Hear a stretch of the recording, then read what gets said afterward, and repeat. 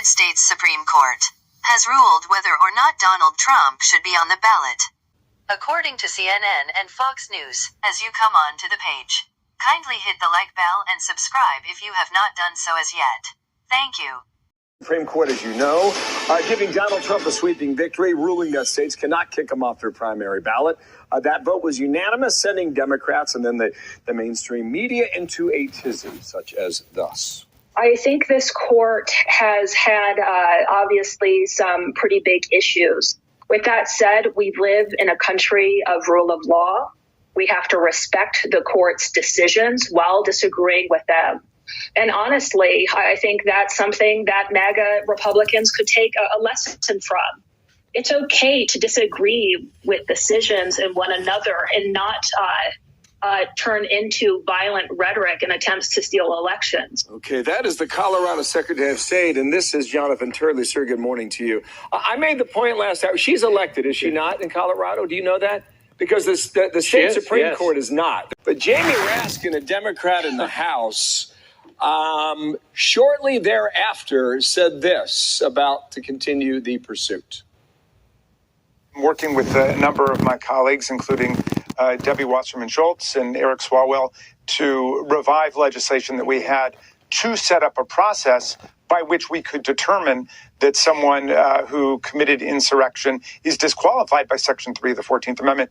So now there is a mad rush in the House to amend sections of the 14th Amendment. According to NBC News, Washington, the Supreme Court on Monday handed a sweeping win to former President Donald Trump by ruling that states cannot kick him off the ballot over his actions leading up to the January 6 attack on the Capitol, bringing a swift end to a case with huge implications for the 2024 election. Supreme Court rules states cannot remove Trump from ballot for insurrection. Although the court did not say so expressly, decisions in Maine and Illinois will presumably also be reversed in light of Monday's decision. In an unsigned opinion, a majority of the justices held that only Congress, and not the states, can enforce Section 3 of the 14th Amendment, which was enacted in the wake of the Civil War to disqualify individuals from holding office who had previously served in the federal or state government before the war but then supported the Confederacy, against candidates for federal offices. All 9 justices agreed that Colorado cannot remove Trump from the ballot. But 4 justices, Justice Amy Coney Barrett in a separate opinion and Justices Sonia Sotomayor, Elena Kagan, and Ketanji Brown Jackson in a joint opinion, argued that their colleagues should have stopped there and not decided anything more. The court's decision comes just one day before Super Tuesday, when 16 states and 1 territory will hold their primary elections. Trump currently holds an overwhelming lead in the race for the Republican nomination. The dispute leading to Monday's opinion began last year in a state court in Colorado. A group of voters in that state argued that Trump was ineligible to appear on the ballot under Section 3, which provides, as relevant here, that no one shall be a senator or representative in Congress, or elector of president and vice president, or hold any office, civil or military, under the United States, or under any state, if that person had previously sworn, as a member of Congress, or as an officer of the United States, to support the Constitution but then engaged in insurrection or rebellion against the federal government. A state trial court concluded that Trump had engaged in insurrection, but it rejected the voters' request to remove him from the ballot. The presidency, that court ruled, is not an office under the United States, and the president is not an officer of the United States. The voters appealed to the Colorado Supreme Court, which agreed that Trump is ineligible to appear on the ballot under Section 3. That court put its ruling on hold to give Trump time to go to the Supreme Court, which agreed early this year to weigh in. A 13-page unsigned opinion released shortly after 10 a.m., the justices reversed the state Supreme Court's decision. The justices explained that the 14th Amendment was intended to expand the federal government's power at the state's expense. And in particular, they noted, Section 3 was designed to help ensure an enduring union by preventing former Confederates from returning to power in the aftermath of the Civil War.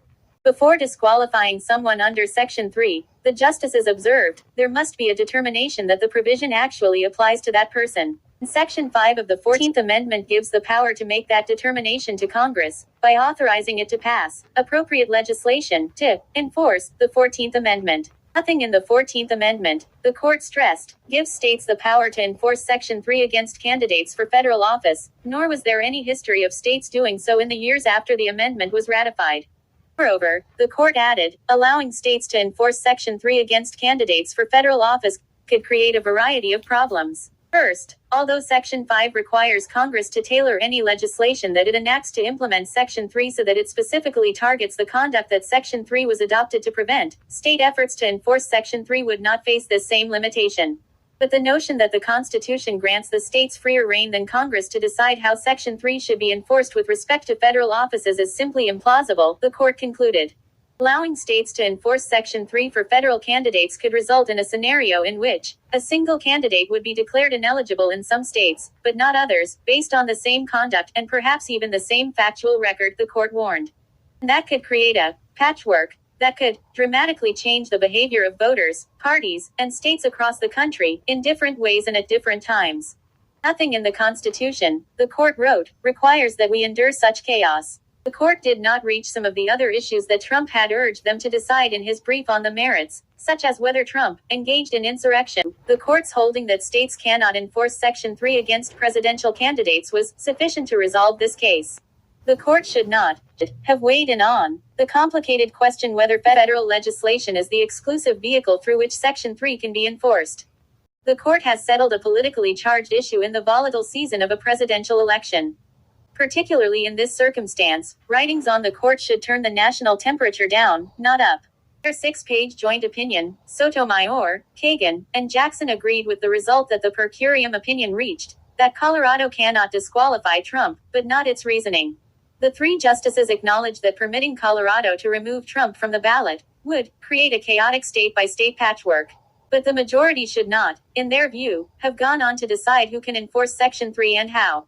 Nothing in Section 3 indicates that it must be enforced through legislation enacted by Congress pursuant to Section 5, they contended.